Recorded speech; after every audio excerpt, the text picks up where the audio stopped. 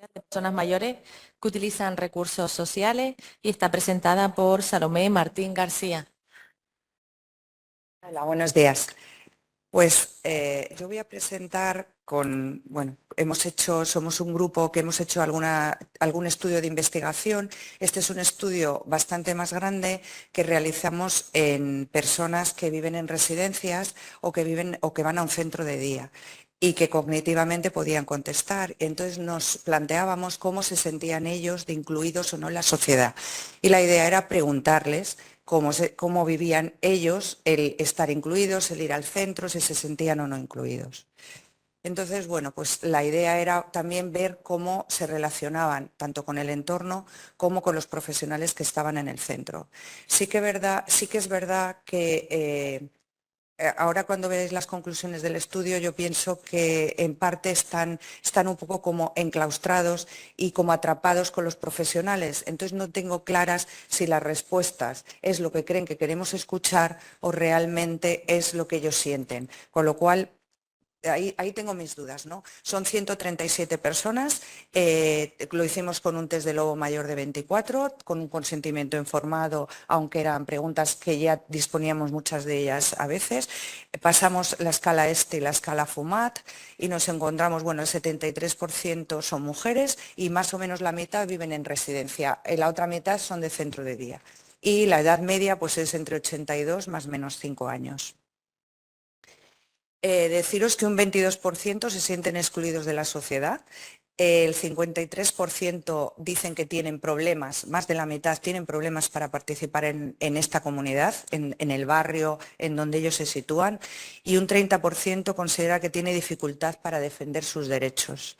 Y el 90% sí considera que en el servicio, por eso os digo, que a veces a lo mejor están un poco cautivos y consideran que el servicio sí respeta sus derechos. Entonces hay una diferencia muy grande, ¿no? Que no tengo claro si es real o es porque contestan lo que creen que los profesionales que les cuidan quieren escuchar. Un 82% encuentra apoyo y cuando lo pide, pues el servicio considera que le apoya, pero casi la mitad considera que la red de apoyos global que tiene no satisface sus necesidades, es decir, que se sienten aislados, se sienten poco apoyados de forma general. Un 76% cree que el servicio le informa de sus tratamientos, de todos los temas que él considera y de las intervenciones y que están correctamente informados. Aquí no sé cuánto de información quieren y si consideran, es decir, si son personas que están preparadas para pedir toda esa información o con poquito que les des ya es suficiente. El 64% consideran que puede hablar habitualmente con alguien de sus problemas, y un 76% considera que tiene personas que se preocupan de ellos. Pero un 40%, y estos son personas que viven en comunidad, es decir, muchos están en un centro de día, no en una residencia, luego viven con otros, tiene amigos que les apoyan.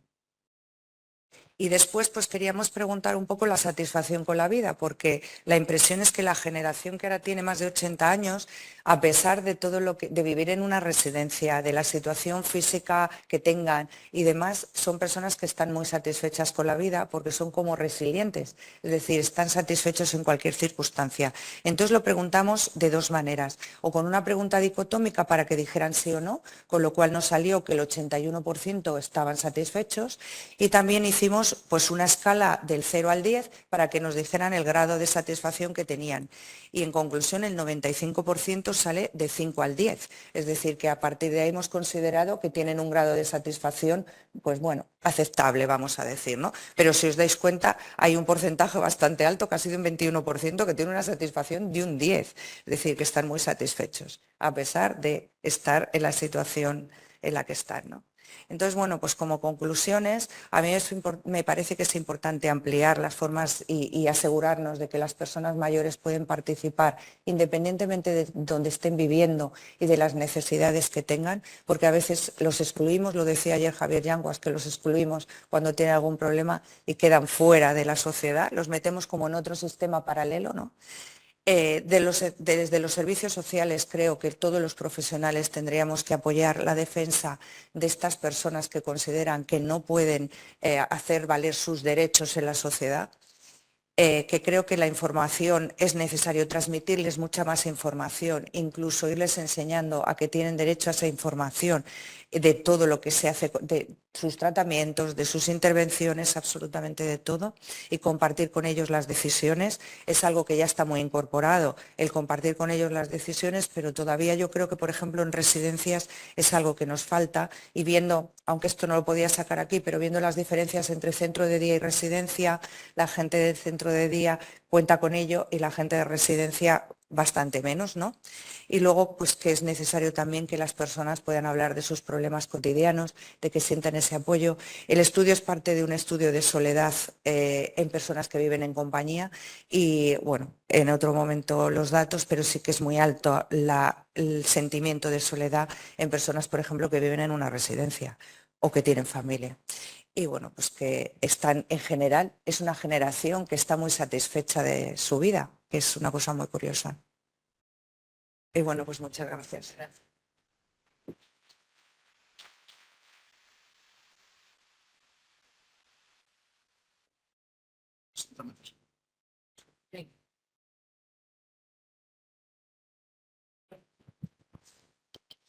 Pues ahora será presentada por Andrea Salud Casanova y la comunicación es el Espacio Europeo de Datos Sanitarios ante el nuevo paradigma de la discapacidad.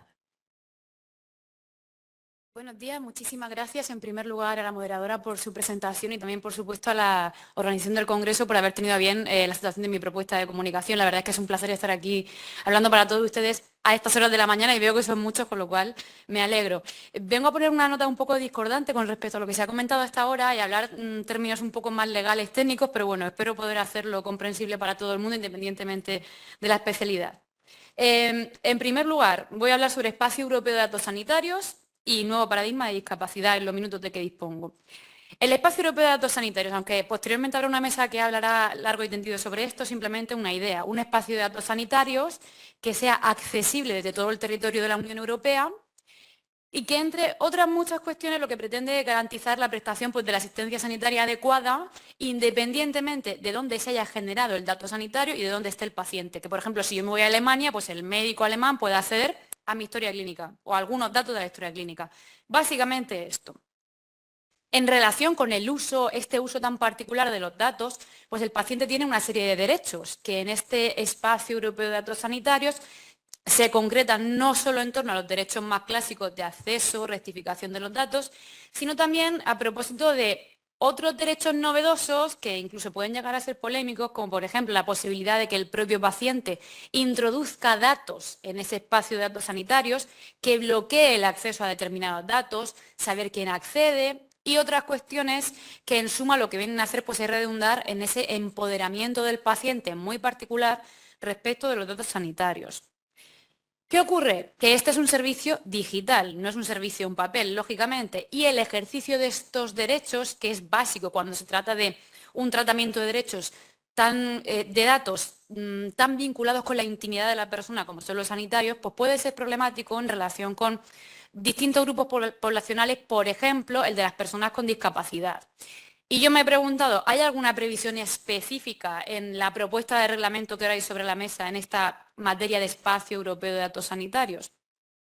Pues vemos que en esta propuesta de reglamento hay muy poquitas previsiones específicas relacionadas con la discapacidad. Todas aparecen en un artículo que lo que trata es la Autoridad de Sanidad Digital, que es una figura que crea la propuesta de reglamento básicamente para asegurarse de que estos derechos del paciente se cumplen. Ahí da dos menciones, dos pinceladas, dice que hay que facilitar a las personas con discapacidad el ejercicio de sus derechos y que esta Autoridad de Sanidad Digital pues, debe ofrecer servicios de telemedicina y que sean siempre accesibles a cualquier persona y en particular a las personas con discapacidad, pero no dice mucho más.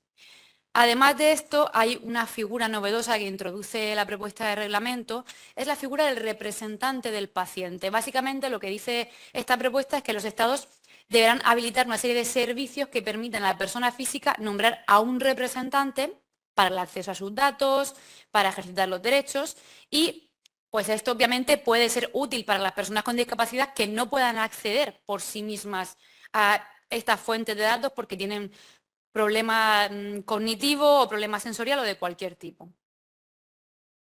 ¿Qué ocurre? Cuando nos enfrentamos realmente a lo que se propone en este espacio europeo de datos sanitarios, la propuesta habla de representantes, de tutores, pues bien, son figuras que ya no existen en nuestro sistema legal español. Hemos tenido una reforma de gran calado en el año 2021, ahí tienen la referencia completa de la ley, que lo que provoca es un auténtico cambio de paradigma en toda la materia de discapacidad. Pongo ahí un asterisco muy pequeñito diciendo la ley de autonomía del paciente tampoco está actualizada en esta materia, por cierto. Régimen anterior, la persona con discapacidad es una persona que tiene la capacidad mermada o incluso inexistente y que debe siempre actuar a través de un representante que lo que hace básicamente es sustituirlo en la toma de decisiones. Ahora no, ahora se parte justo de lo contrario. La persona con discapacidad tiene plena capacidad, debe actuar por sí misma apoyada, si lo necesita, por alguien que le ayude en la toma de decisiones. Medidas de apoyo que se llaman, pero salvo casos excepcionales, pues no hay representante, desde luego, y tampoco hay tutores. Es la persona la que tiene que actuar por sí misma. ¿Qué ocurre? Pues que este representante de la propuesta de reglamento no se puede identificar con un representante tradicional que sustituye a la persona con discapacidad, sino que en todo caso, pues quizá pueda ser esta persona encargada de prestar la medida de apoyo, de ayudarlo en la toma de decisiones, pero no sustituirlo. O quizás se pueda nombrar a persona distinta. Por ejemplo, pongo ahí un familiar, una persona que se encuentre a cargo del paciente, un trabajador encargado del cuidado de la persona, otro sujeto, pero siempre teniendo en cuenta que va a acceder a datos que son objeto de una especial protección, especialmente vulnerables, y que está siempre circunscrito a este deber de confidencialidad. En todo caso, la persona debe ejercitar sus derechos personalmente, debe elegir ella misma a la persona que actúa como representante, y hay que tener en cuenta también que la propia persona con discapacidad podrá acceder ella misma en muchos casos, y esto es relevante a efectos de accesibilidad también. Por tanto, habrá que ver pues, qué medidas hay que arbitrar para que esto sea posible. Por último, este espacio europeo de datos sanitarios supone un avance muy relevante en relación con los derechos del paciente. No hay demasiadas previsiones específicas en materia de discapacidad. Por tanto, hay que precisar un buen número de aspectos, teniendo en cuenta siempre que la voluntad de la persona parece como preponderante. Y sí parece que hay medidas que pueden ser útiles, pero hay que precisarlas, como digo. Y añado por último ahí que la normativa sanitaria española pues, también tiene que actualizarse. Nada más y muchas gracias. No he seguido muy rápido, pero bueno. Gracias. Bueno, pues acabamos el primer bloque de comunicaciones y tenemos 2 minutos para hacer alguna pregunta, si hay alguna persona interesada en hacerla. Por favor. Espera un momentico. Está el micro. Mi pregunta era para la primera ponente. Después de tantos años de los comités, dices que todavía no estáis muy atendidos por la Administración, ¿no? Parece ser, o muy reconocidos, vamos. Mi pregunta es, el tener un comité de ética asistencial en los centros te da calidad asistencial. ¿Eso los directivos no le dan valor? Y luego, por otra parte, saber cuántos casos más o menos habéis atendido en ese tiempo. Sí, bueno, estoy un poco... ¿Pongo aquí? Sí. Bueno, yo creo que esto será, bueno, es una impresión mía, pero algo generalizado igual de lo que... Igual en el ámbito social tenéis más soporte, dice Marije que no. Bueno, yo empecé hace unos años, pero desde los inicios hasta ahora yo creo que es... teóricamente, lo que dices, pues ayudáis mucho en la asistencia, solucionáis muchos problemas, humanizáis, pero luego eso hay que plasmarlo desde un punto de vista institucional. Y eso es pues lo que cuesta, la verdad que eso es lo que cuesta. Ya habéis visto la propuesta, es muy concreta, muy clara. Nos dijeron que, bueno, que quizá había que concretar un poco más. Y digo, pues hombre, no sé hasta qué punto.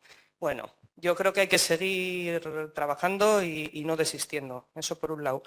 Y respecto a los casos así del día a día prácticos en este tiempo eran 50 y tantos. Luego había otros asesoramientos y pues guías, documentos en 25 años. Esto Muy bien. inició un grupo de gente de los 90, pues bueno. Luego el auge que os he dicho y luego estos últimos años pues un poco intentando resurgir también. Muy bien, muchas gracias. Vale.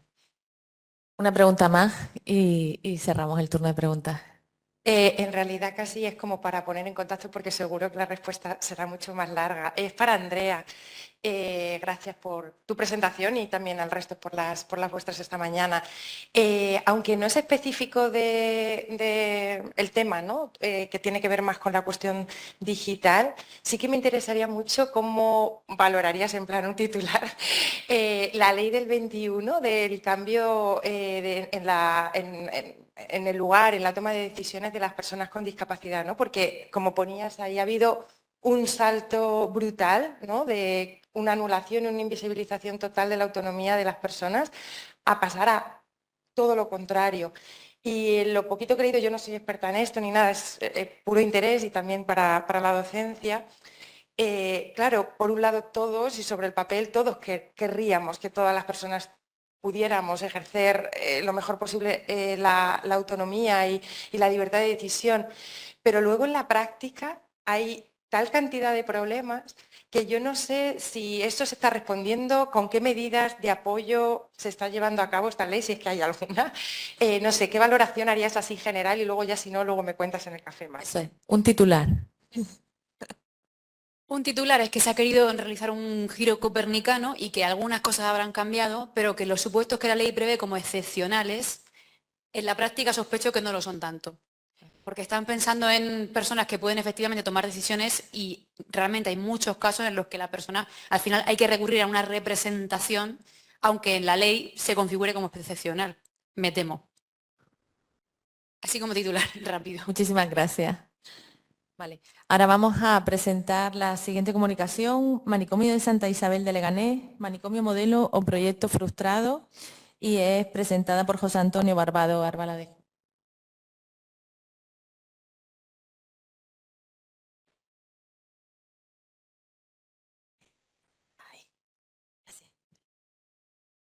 Buenos días a todos. En primer lugar, quiero agradecer al Comité Científico e Investigador, sobre todo, bueno, pues haber aceptado la ponencia y bueno, lo que les voy a contar hoy es una pequeña parte de mi tesis doctoral, la cual fue leída en el año 22.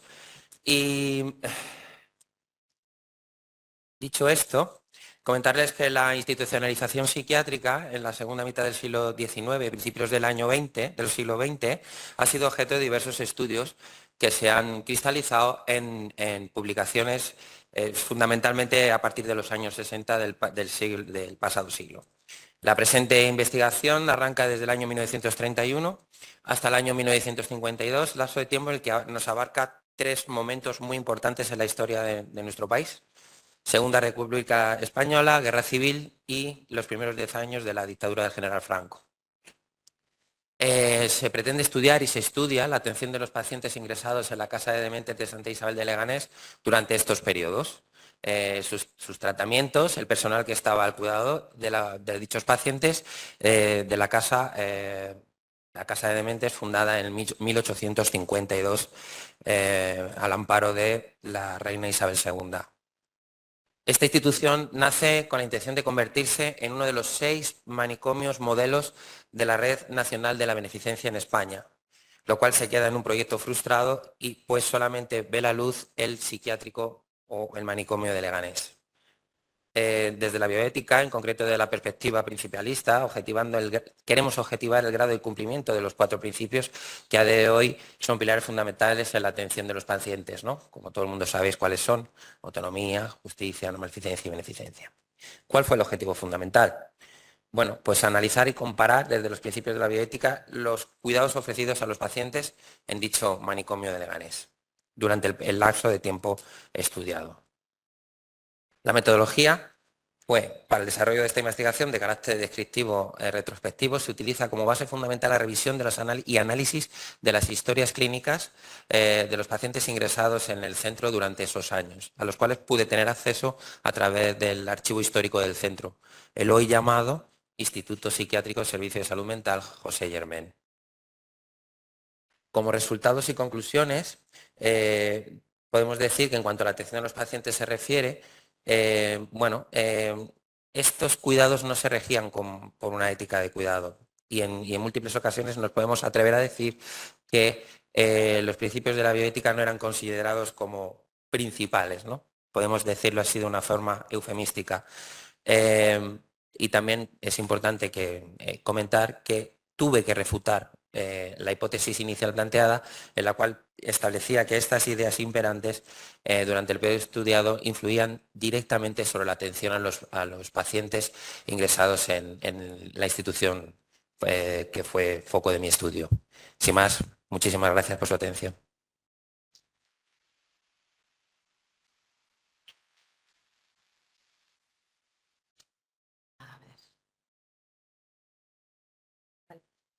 La siguiente comunicación es posicionamiento de los profesionales sanitarios ante la prestación de ayuda a morir, una investigación cualitativa, y está presentada por Rosana Triviño.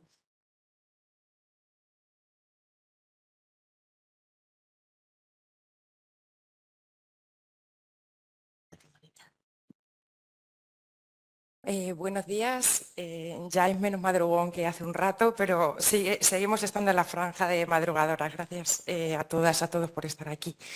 La presentación que traigo tiene que ver con un estudio cualitativo que hemos llevado a cabo el equipo de investigación del proyecto Confines, financiado por la Fundación BBVA, en colaboración con otro proyecto también relacionado con problemas, conflictos y demás al final de la vida, del Plan Nacional Inédito que tiene su sede en Granada. Ahí podéis vernos a algunas de nosotras. Bueno, como es sabido, la ley de eutanasia ha supuesto un reto, nuevos retos a la hora de atender los procesos en el final de la vida en nuestro entorno. Entonces, el objetivo de nuestro proyecto, o parte, porque en realidad, bueno, tenemos como más resultados, estamos ahora como cribando, ¿no? y sacando como distintas partes, ha salido muchísima información, pero en concreto para lo que nos atañe hoy es identificar los posicionamientos que tienen los profesionales sanitarios ante la prestación de ayuda para morir y dar un paso más, analizando qué fundamentos discursivos están sustentando esos posicionamientos. La metodología, rápidamente todo, porque vamos como vamos, ¿no?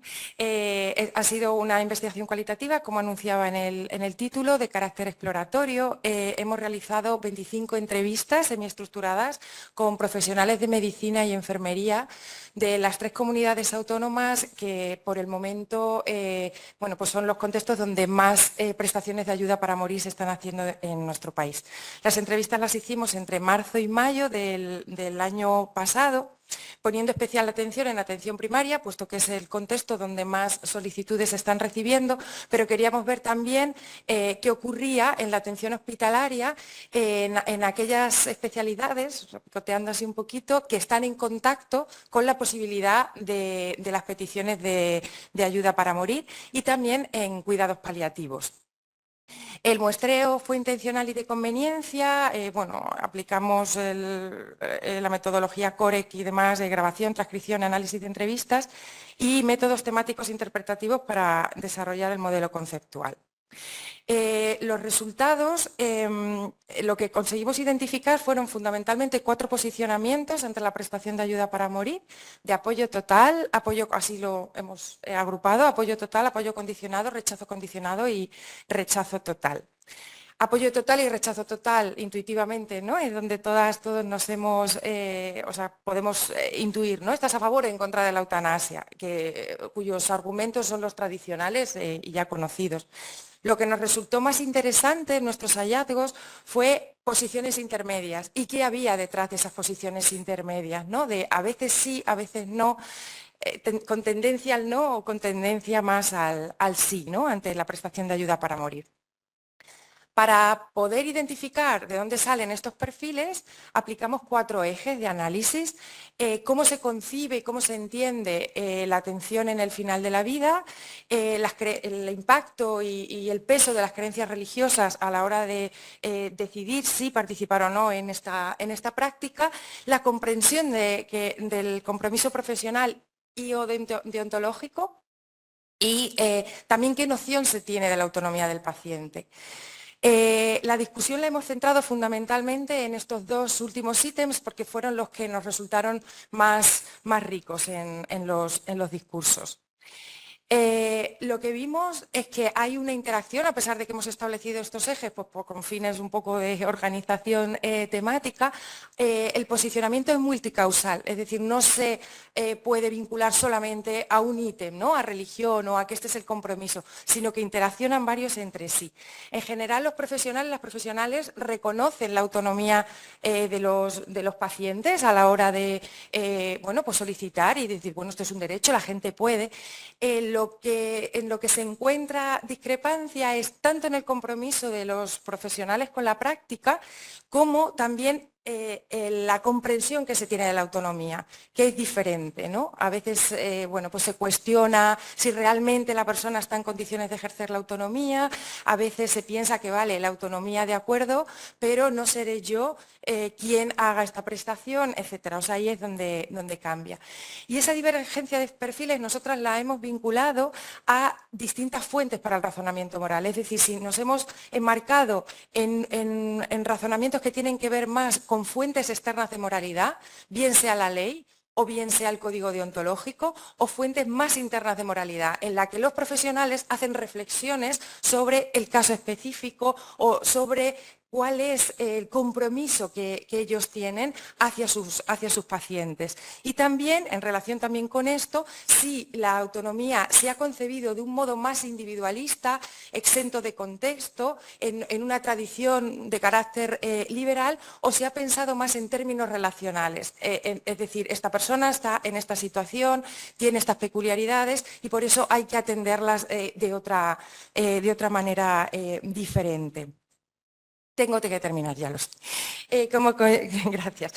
Como conclusiones, lo que vemos es que coexisten perspectivas éticas plurales ante la prestación de ayuda para morir, que es necesario hacer un conocimiento, análisis y reflexión de casos difíciles, específicamente en aquellos, sobre todo, que a lo mejor no se ve un deterioro claro, que les resulta más difícil a los profesionales, también un conocimiento, análisis y reflexión de aspectos legales que se consideran ambiguos y bueno, pues generan también dificultades. ¿Cómo? Pues a través de desarrollos de estrategias de formación y de información de todos estos procedimientos para clarificar lo que no se sabe, ya termino, para al final reducir la incertidumbre ante la prestación y poder garantizar, bueno, pues un buen ejercicio por parte de los profesionales y un buen servicio de la prestación para los pacientes. Bueno, perdón. Gracias. Muy bien. La siguiente comunicación es enfermeras y cuidados en la deliberación y administración de la eutanasia, presentado por Alba Ferrer.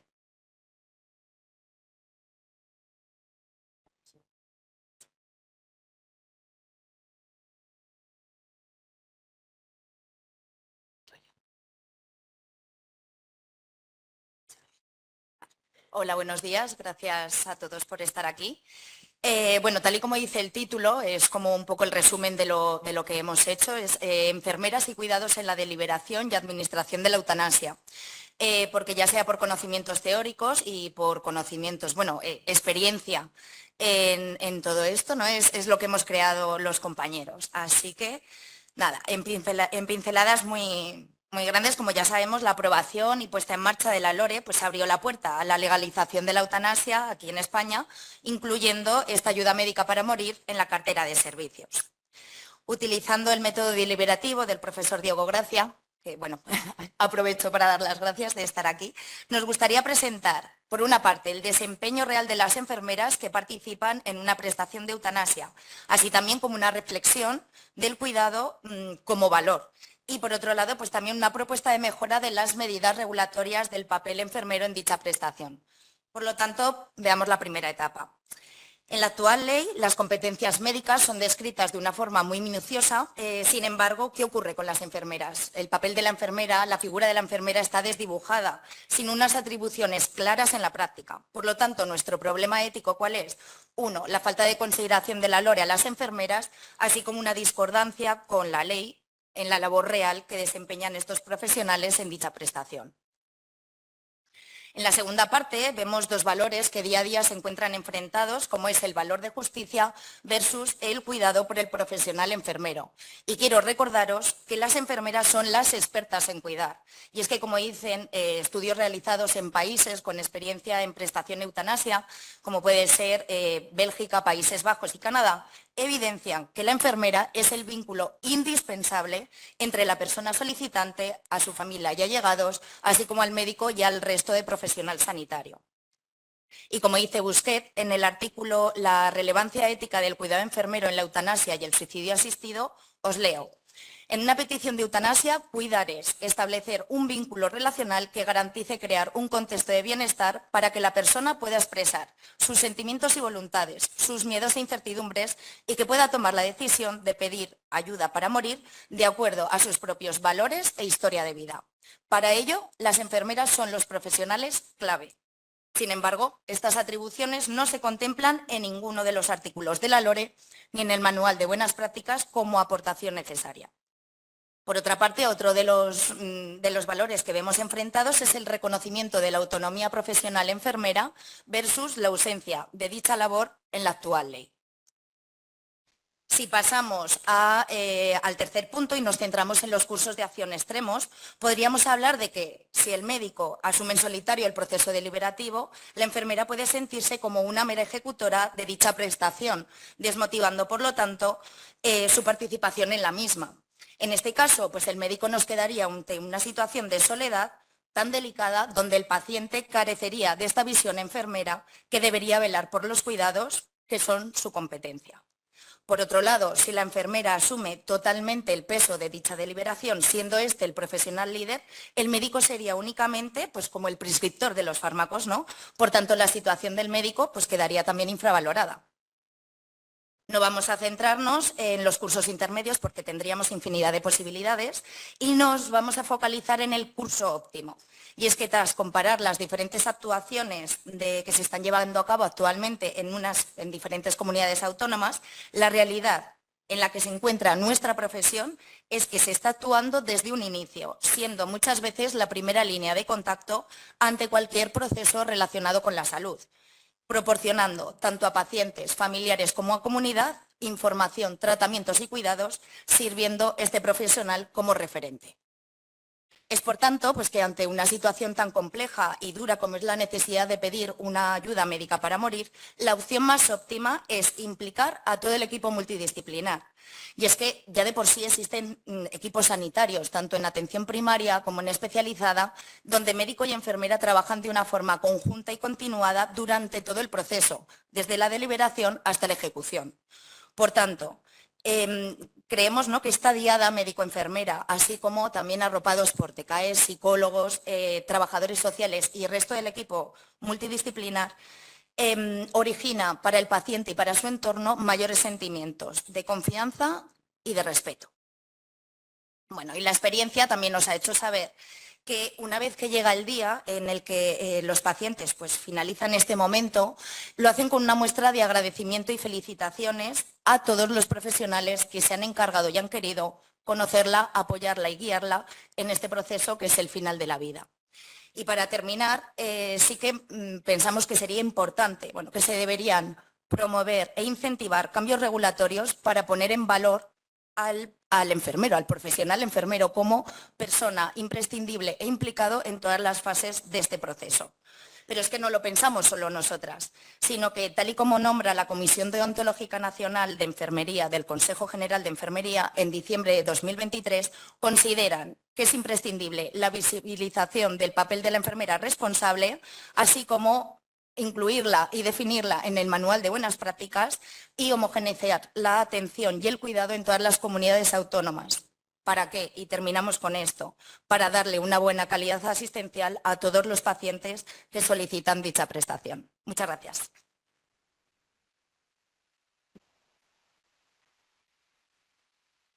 Buenas.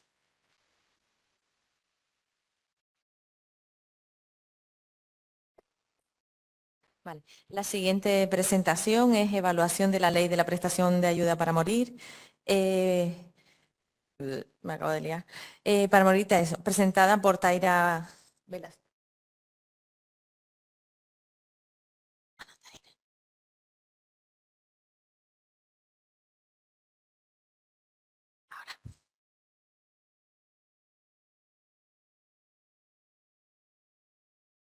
Buenos días. Bueno, lo primero, agradecer al Comité Científico la posibilidad de compartir otra parte de nuestro estudio, como ya había presentado Rosana, ¿no?, de este proyecto con fines, cuyo objetivo es valorar qué conflictos éticos tenemos en torno a la prestación de ayuda para morir.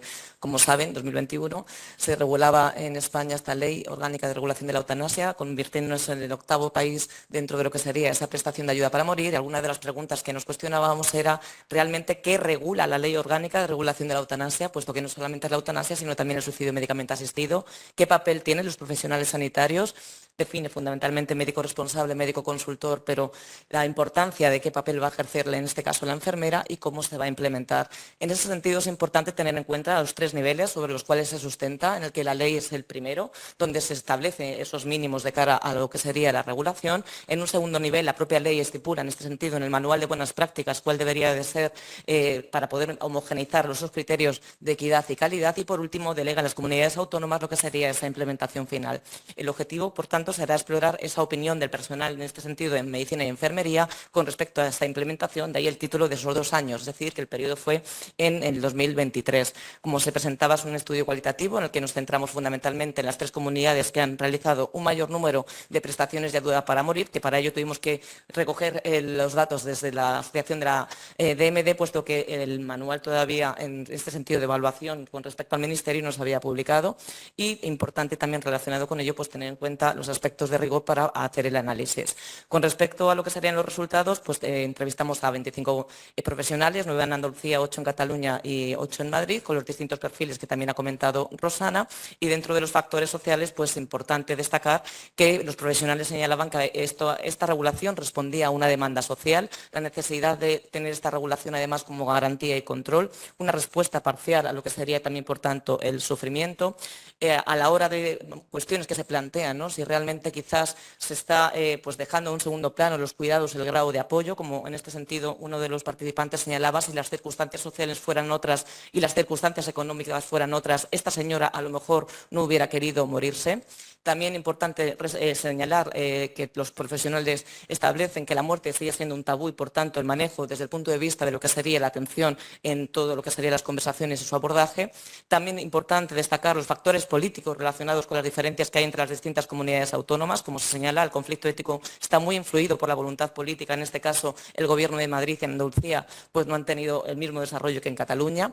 También señalar los problemas terminológicos y conceptuales, especialmente relacionados con los que estipula la propia ley, cómo sería el sufrimiento y la enfermedad crónica, qué se entiende por muerte natural, qué se entiende por esa muerte digna, y también la limitación de lo que sería la prestación de ayuda para morir en el sufrimiento exclusivamente biológico. ¿Qué pasa con los pacientes con sufrimiento desde el punto de vista de salud mental? Sí que es cierto que tanto los posicionamientos a favor y en contra señalan que es una ley muy garantista en este sentido también, aunque hay también bastante discrepancia con respecto a la decisión del paciente desde el punto de vista de esa autonomía y la percepción de la limitación profesional. Uno de ellos señala, ¿no?, pues mira, uno de los motivos que me ha llevado a objetar es que no me gusta la ley, no me gusta que los pacientes lo vengan exigiendo, como es mi derecho, es tu deber. Y también en este sentido, posicionamiento a favor, señalaba, bueno, yo creo que es un tema en el que nos llenamos la boca de hablar de autonomía, pero en lo que sería en la práctica, pues todavía queda mucho camino por recorrer. También se señala la importancia de identificar si realmente es una prestación clínica y, por tanto, quién debería ser el profesional que le aplique, ¿no? En este sentido, incluso señalan ajenos al ámbito sanitario. Hay una gran ambivalencia con respecto a lo que sería la objeción de conciencia y en relación a la implementación sí que es cierto destacar que hay un alto grado de satisfacción. En este sentido también traigo estos verbatines. O sea, para mí esto fue una experiencia muy enriquecedora desde el punto de vista ético, personal, profesional. O sea, que me parece que tuvo una parte muy positiva para mi yo del futuro. Y sí es cierto que las grandes dificultades que se han encontrado fundamentalmente están relacionadas con cómo se está ejerciendo esa objeción de conciencia, una alta burocracia de cara a lo que sería el proceso, falta de protocolos y también cuando se implementó, que fue en esa situación de pandemia, con gran ambivalencia en la percepción de lo que serían los plazos y también relacionado con el tiempo de tramitación. En relación a la formación de los profesionales, ese es otro aspecto fundamental en el que también ha habido gran variabilidad en función de las distintas comunidades. En este sentido, las diferencias territoriales son claves fundamentalmente en los bloques bloques de Cataluña y Madrid y Andalucía. En ese sentido, en Cataluña fundamentalmente la importancia de lo que señalaban de la seguridad profesional, diferencias también que encuentran entre primaria y hospitalaria, y los recursos sí que son muy importantes, especialmente desde el ámbito psicológico, tanto para el profesional como para la familia. Y con respecto a Madrid, pues gran deficiencia tanto de la preparación como de la formación y coordinación. Y desde el papel de los profesionales, en este sentido, invisibilidad profesional, como también se ha comentado, la figura de la enfermera responsable que venimos demandando y que en la ley y en el manual de buenas prácticas se señala que parece que se quiere modificar, la aportación enfermera que ya está señalada a Montserrat Busquets con la importancia que tenemos a la hora de integrar ese valor, y algo muy importante, la comunicación interprofesional, en el que también los Países Bajos señalaban la importancia de generar esa comunicación fundamentalmente entre médicos y enfermeras. Para concluir, a pesar de que la ley supone un gran avance en lo que sería el ejercicio de la autonomía de la ciudadanía, cuestiones como el tipo de sufrimiento que presta la prestación, la falta de conocimiento, apoyo de recursos, así como la verificación y la variabilidad que hay con respecto a lo que sería el territorio, son aspectos fundamentales para poder determinar que efectivamente la prestación se ejerza con un derecho efectivo. Y el papel de la enfermera, aunque es muy importante, pues sigue siendo muy invisible con la importancia que tiene su incorporación. Gracias.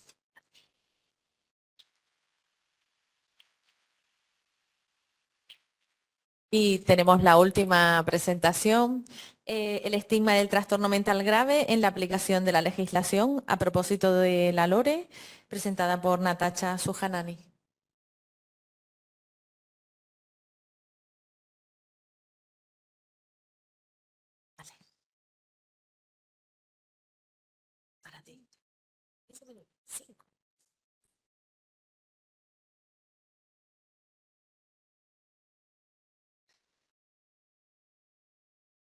Hola, buenos días.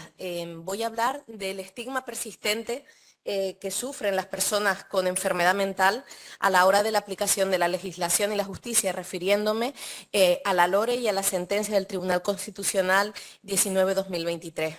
Empiezo con un muy breve repaso histórico sobre la concepción un poco de que la justicia y la ley han tenido de las personas con trastorno mental. El desarrollo del derecho en nuestro país continúa la tradición romana, que habla de los furiosi, o sea que ya es bastante estigmatizante la palabra que se les da, y ese es el desarrollo que se tiene hasta prácticamente los años 70, hasta la llegada de la democracia en España. Básicamente el enfermo mental carece de capacidad de obrar, deben ser guardados por sus parientes o estar ingresados en prisión, siendo responsables de cualquier ataque a la sociedad que puedan hacer los propios familiares de los pacientes. En el desarrollo legislativo del siglo XIX se habla de su privación de voto, de su incapacitación de facto, y en la dictadura se hace alusión a la peligrosidad y a la necesidad de primar el orden social. De hecho, en los años 70 se promulga esta ley de peligrosidad y rehabilitación social que está inspirada en la ley de vagos y maleantes, ¿no? Es en la transición española cuando las personas con trastorno mental dejan de considerarse sujetos peligrosos a los que hay que perseguir. Con la proclamación de la Constitución, el enajenado mental pasa a merecer una especial protección que va a ser doble, tanto asistencial como jurídica, y a lo largo de las siguientes décadas van a irse dictando regulaciones específicas en consonancia a la defensa de autonomía y protección de las personas con trastorno mental.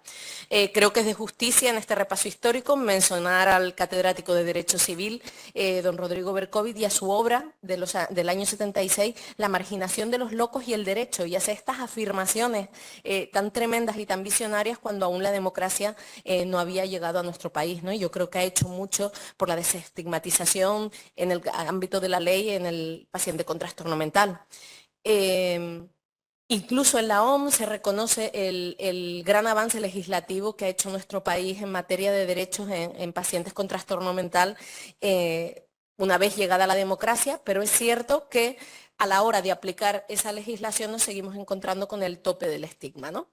En el año 2006 es cuando tiene lugar la Convención Internacional de Personas con Discapacidad de las Naciones Unidas, a la que España se adscribe, y que es un hito histórico que compromete a los Estados partes, entre otros, a reafirmar que las personas con discapacidad tienen derecho al reconocimiento de su personalidad jurídica, que esa capacidad jurídica debe ser ejercida en igualdad de condiciones, e insta a los Estados miembros a adoptar medidas para brindar apoyo a estas personas. Como ya ha dicho la compañera, en el año 2021 desaparecen las figuras de tutela, patria potestad e incapacitación judicial. Y en ese mismo año se promulga la Ley Orgánica de Regulación de la Eutanasia. En esta ley se recogen dos supuestos, el 3B y el 3C, en el que pueden encajar pacientes que sufran trastornos mentales graves siempre que se cumplan estas condiciones. No se excluye la enfermedad mental, esto es hablado por medios generalistas de comunicación, por sentencias de distintos tribunales, incluso por la Comisión de Garantías de Cataluña. Es también algo reconocido en el entorno europeo con la doctrina Mortier. Y sin embargo, en el año 2023 el Tribunal Constitucional de nuestro país, a raíz de un recurso de inconstitucionalidad de la LORE, en una sentencia de 187 páginas despacha en un párrafo de apenas 10 líneas el acceso a la prestación en pacientes con trastorno mental, afirmando que la ley excluye de raíz la enfermedad psicológica y para ello se basa en su interpretación de la redacción del preámbulo de la ley. Por situar, el propio Tribunal Constitucional ha dejado claro en varias sentencias previas que los preámbulos de las leyes no tienen valor normativo. No deja de llamar la atención en este caso que el Tribunal Constitucional se contradiga a sí mismo.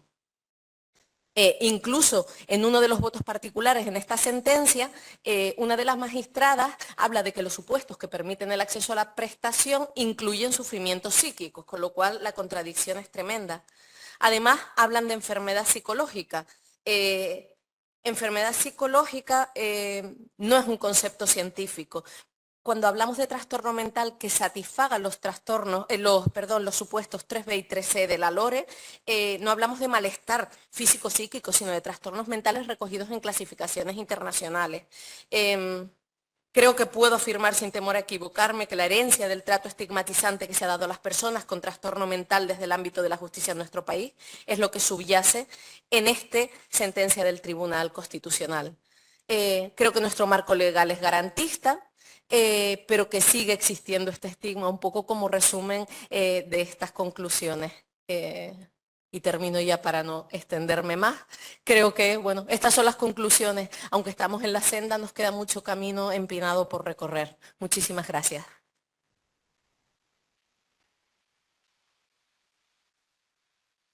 Perfecto. Bueno, muchísimas gracias. Nos hemos pasado de hora, estamos en el salón plenario que tiene que continuar las siguientes actuaciones y entonces sería adecuado que lo dejemos aquí ¿vale? sin preguntas. Gracias a todos los ponentes, ha sido muy interesante.